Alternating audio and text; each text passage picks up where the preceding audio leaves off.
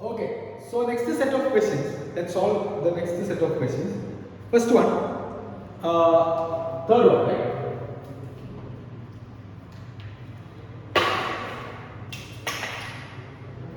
Third one. What is the question? A particle starts from rest. Its acceleration a versus time t is as shown in figure. The maximum speed of the particle will be. That is the question. There is an acceleration time graph which is given. This is a, this is t. Okay.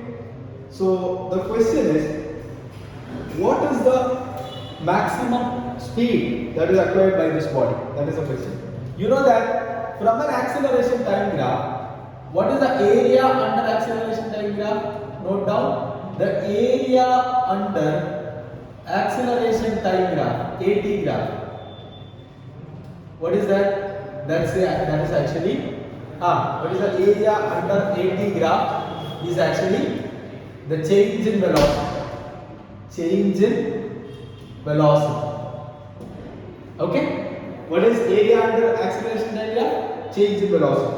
And the particle is starting from rest. So v minus u will be equal to v minus 0, that is v only.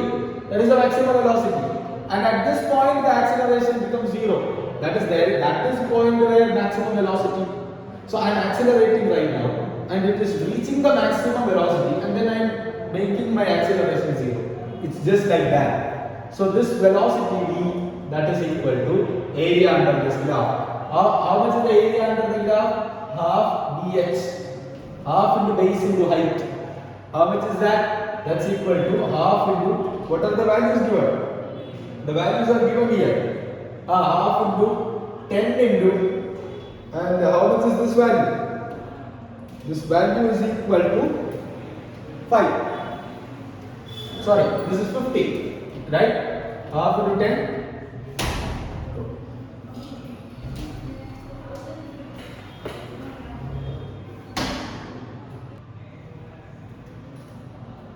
Okay, the value will be half into base 10 into 100. How much is that value? That value will be this will be 500. 500. Okay, the value will be 500 meter per second. So maximum velocity will be 500 meter per second. Alright. So then fourth question. Look at the fourth question. It's a very important question. A ball is projected upwards from a height h above the surface of the earth with velocity v. Okay, and the time at which the ball strikes the ground is. It's very interesting question. Look at this. Here there is a height h. I am throwing a ball upwards with velocity v, and after some time it will reach the ground. Okay. With some other velocity, What we want is, we want to get the time. So here, what idea we are using is, we are using the initial and final idea. Initial and final idea. Look at this. We have the formula S is equal to ut plus half at square. What is S? S is the change in displacement. Change in displacement. How much displacement it has traveled? How much displacement it has traveled is much h. And g is acting in this direction, but velocity is in the direction upwards. So you can say that h is equal to minus vt plus half into gt square. Okay, that is downward we are considering as negative, upward we are considering as negative, downward we are considering as positive. So then I can say that h is equal to, or I would like to take this in this direction, or can we multiply with 2 this? Yes. So 2h is equal to minus 2vt plus gt square. Okay. So I would like to take this to the side. So gt square minus 2vt plus 2h, minus 2h is equal to 0. Okay. So now it is very clear that this is a quadratic equation in terms of t. Quadratic equation in terms of t. Okay. So now look at this, gt square minus 2vt minus 2h is equal to 0. Then I will like to take this quadratic equation and solve it. What is the equation? Minus b plus or minus root of t is equal to d square minus 4ac by 2a. This is the general equation. So take your time and apply each one separately. So I'll wait 1 second. I'll wait a 1 second time. So you can just make your own equation and you can just solve it. So do it yourself. So t is equal to apply these values. So g t square minus 2x. So for your understanding, I would like to do a is equal to, what is a g? B is equal to minus 2d and c is equal to minus 2x. Apply these values.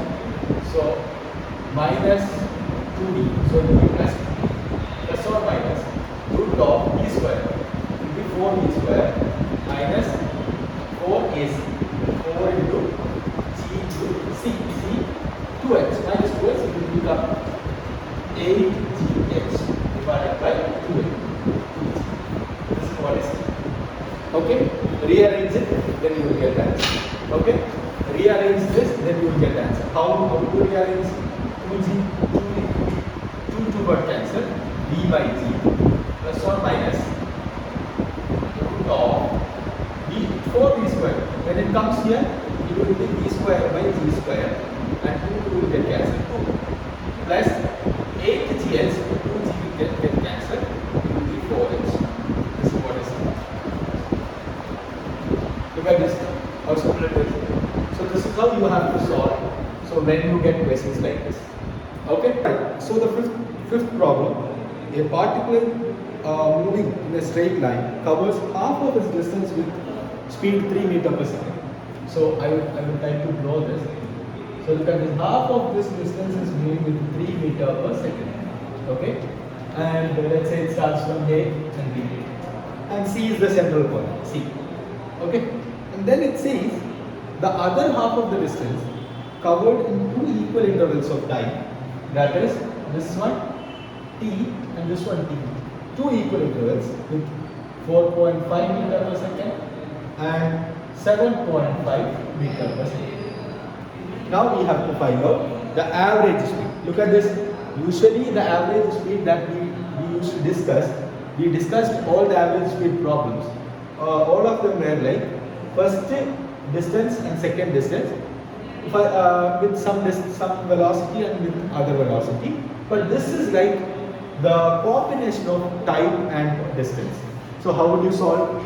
What the method that I used to follow, I always follow this method. First to find out the average speed of this one. How would you do that?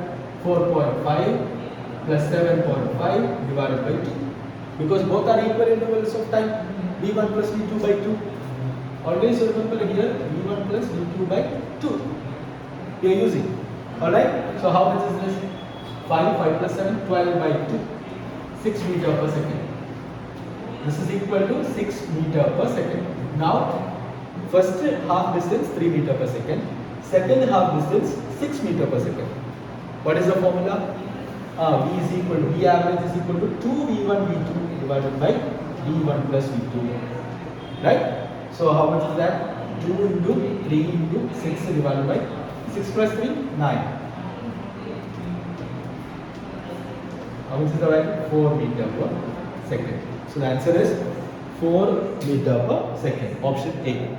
Okay? It's very easy question, right? Okay. So I think we have completed like more than 25 problems. So next video onwards.